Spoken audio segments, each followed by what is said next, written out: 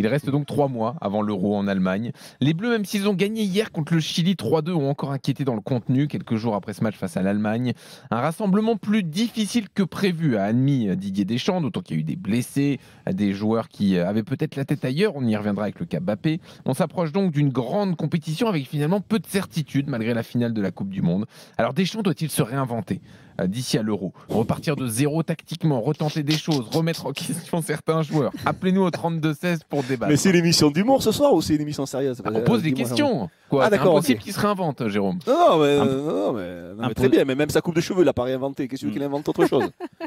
Non, mais, Jean-Louis, Vas-y, Jérôme. Ça, sérieux. Écoute, ce qui est très clair, c'est que je suis sur la même lignée que Dugas. Dire, il va pas se réinventer, Didier. Aujourd'hui, il va rester comme il est.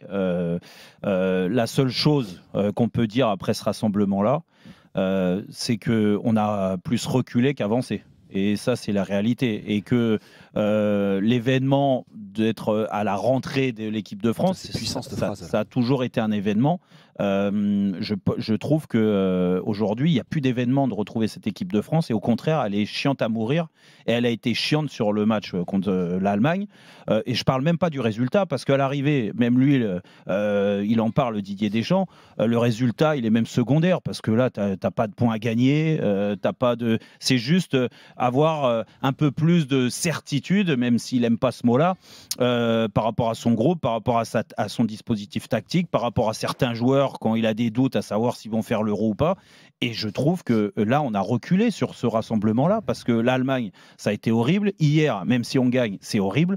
Dans le contenu, c'est terrible. Et même dans ses choix, c'est ça qui est terrible, en fait. Et que, Jean-Louis, pour répondre à ta question, à travers ses choix et la façon de faire son groupe, il ne peut pas se réinventer.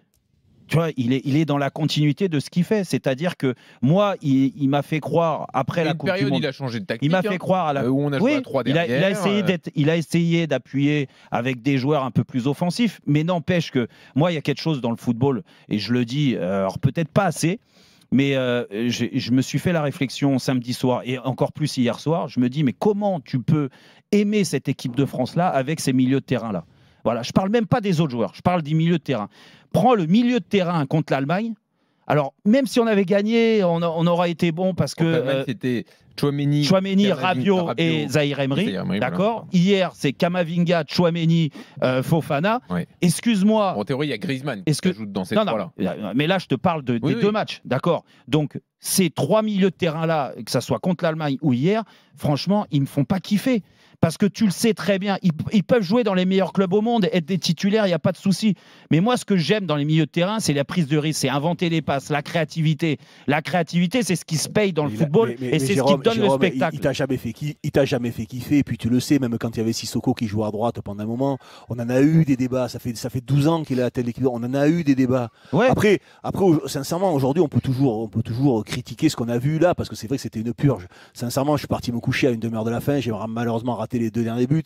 Je me suis dit, j'étais dans mon lit, je me suis dit, mais qu'est-ce que je vais rater sur ce match? Je vais rater un corner, je vais rater une touche, je vais rater des trucs incroyables. Je me dis, mais ça va être, c'est pas possible de partir comme ça. Et j'ai préféré aller me coucher. Sincèrement, c'était horrible. C'était une purge. Il y a des mecs qui n'ont pas envie de jouer. Et à la fin du match, tu as notre sélectionneur qui nous explique que, écoute, c'est pas grave, que ça arrive, qu'il y a plein de joueurs comme ça qui ont d'autres priorités. Bon, mais d'accord, fallait nous le dire. Alors, non, on n'aurait pas passé notre temps devant la télé, on n'aurait rien attendu. On les joue pas, exactement, voilà. On les joue pas, on les fait pas, et puis c'est pas grave. Après, Deschamps se renouveler, pourquoi tu veux que se renouveler? Il sera incapable de le faire, et voilà, et c'est comme. Et en plus, j'avais envie de te dire, c'est aussi sa force. Parce que les résultats avec Deschamps sont positifs. Ils sont là, qu'on aime ou qu'on n'aime pas la façon de jouer de Didier Deschamps, et tu sais très bien, mon Jean-Louis et mon Jérôme, que je n'aime pas sa façon de jouer, mais les résultats sont là. Voilà, donc pourquoi tu veux qu'il change? Là, ça va se passer, on va arriver à l'Euro, tu auras une équipe compétitive, et puis voilà, et puis si on fait un quart de finale, une demi-finale, ou même gagner, tout le monde sera content, et puis ça sera très bien. C'est le football d'aujourd'hui, surtout ça. Aujourd'hui, on est dans un football d'efficacité. Et le football de Didier Deschamps, c'est le football efficacité. Il a une équipe où il gagne, même s'il n'y a pas de cohérence, il n'y a pas de maîtrise collective, il n'y a pas de plaisir à les voir jouer. Il n'y a pas de fond de jeu. Zéro fond de jeu. Il n'y a pas de fond de jeu, c'est exactement ça. Mais quand on voit le milieu hier, pour moi, la principale force d'une équipe, c'est son milieu de terrain. Hier, on a un milieu de terrain où il n'y a aucun créateur, aucune touche Mais comme technique. très souvent, Louisa. Ben oui, mais ça fait 12 ans, mais il gagne. Donc c'est difficile de le mais reprocher. encore une fois, comme tu dis le résultat compte plus que tout pour Didier Deschamps. Je suis d'accord avec toi sur des matchs qui comptent. Sur des matchs amicaux, et je peux te dire que je l'ai eu, Didier, les matchs amicaux, les matchs de préparation, franchement, le résultat, il s'en fout, c'est les attitudes, ce que dégage l'équipe. Et là, moi, quand on me pose la question, Louisa et Dugas, moi, je dis que Didier, il est assez intelligent pour se rendre compte que là, on a touché le fond. Alors, il ne le dira pas, parce qu'il a cette fierté-là, et peut-être parce qu'il est là aussi pour protéger son groupe face à la presse. Oui, sauf que là, je suis persuadé, c'est pas possible autrement, le connaissant, qu'il accepte les attitudes et surtout la qualité.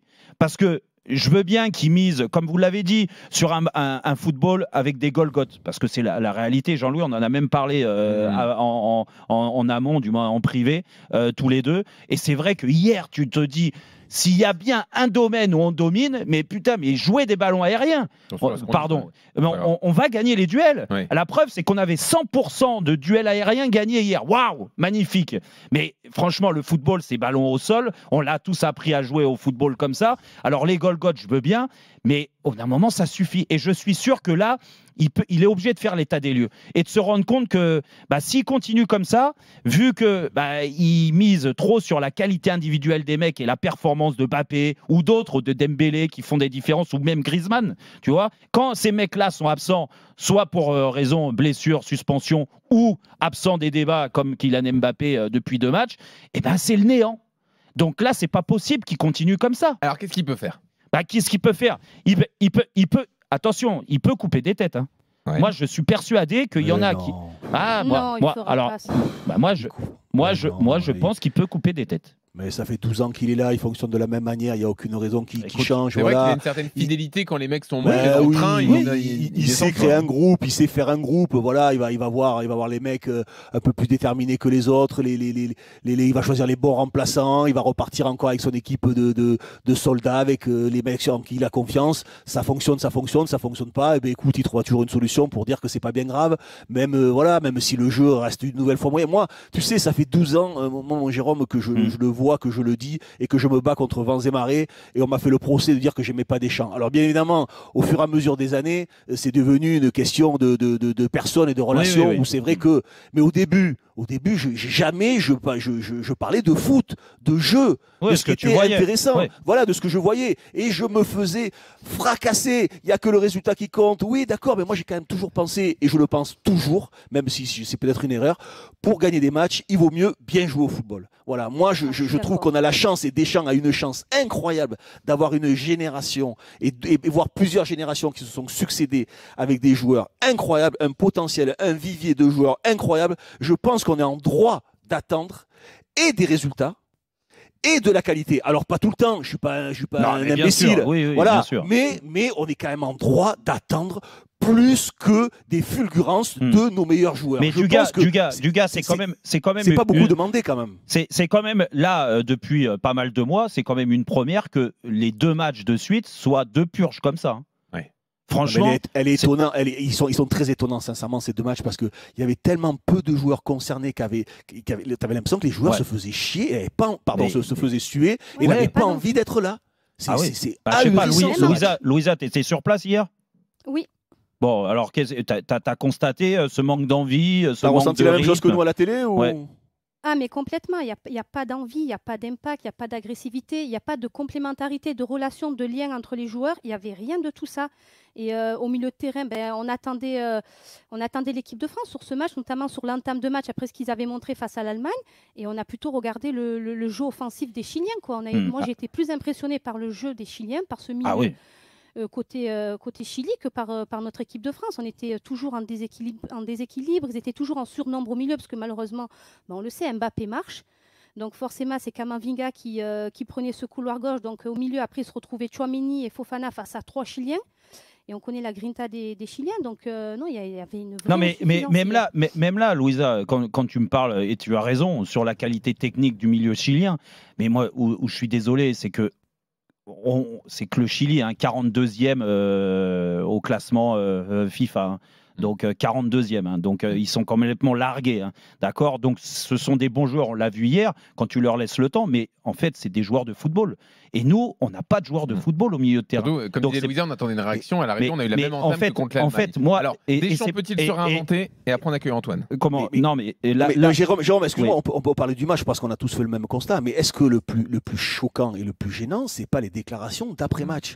Quand Jean-Louis nous pose, est-ce que Deschamps doit se renouveler et que les déclarations d'après-match, en gros, Deschamps nous explique que c'est normal, que ça arrive et que c'est pas grave. J'ai été joueur, je sais qu'on peut être dans la gestion, sachant qu'il y a de grosses échéances à venir. D'accord, non mais ça je l'entends. Mais les autres, excuse-moi, alors j'ai pas pu regarder plusieurs matchs à la fois, mais quand je vois les Allemands, ils ont gagné leurs 2 matchs, les Italiens, ils ont gagné leurs 2 matchs, les Espagnols, ils ont été se battre face au, je crois que c'est face au Brésil, il y a eu les Anglais. Enfin, les autres joueurs, des autres nations, eux aussi font les phases finales, eux aussi font des compétitions importantes. Et pourtant, tu as l'impression qu'eux, ils ont envie de jouer et ils donnent. Alors après, tu peux rater des matchs, tu peux rater des buts, tu peux rater des passes, c'est pas grave. Mais au moins, dans l'intention de jouer, dans l'attitude, ils y sont. Il n'y a que les Français. Après, les Français, ils ont des objectifs. Donc eux, s'ils veulent pas courir, c'est pas grave. Mais tu sais, c'est fou ce que tu dis, du gars, parce que en préparant déjà l'émission, c'est ce que je pensais. Parce que moi aussi, j'ai pas vu tous les matchs, j'ai vu des résumés. Mais excuse-moi, que rien que sur les résumés, j'ai vu beaucoup plus de choses sur toutes les nations qui nous entourent et qui vont jouer peut-être la gagne à l'Euro que nous sur 2 matchs. Donc ça, c'est quand même problématique. Et du gars, où je vais te dire, où là, tu avais raison. Alors des fois, tu dis des bêtises. Tu dis des bêtises, mais là où tu avais raison, c'est sur l'analyse de la Coupe du Monde.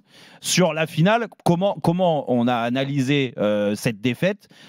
On est passé près. Ces joueurs qui étaient là pour la plupart sur le terrain hier ont failli être champions du monde quand même. Alors moi, excuse-moi, mais je me dis, mais j'ai 15 ans de retard en fait, parce que franchement, si ces mecs-là sont champions du monde, mais je pouvais l'être 3 fois aussi, hein,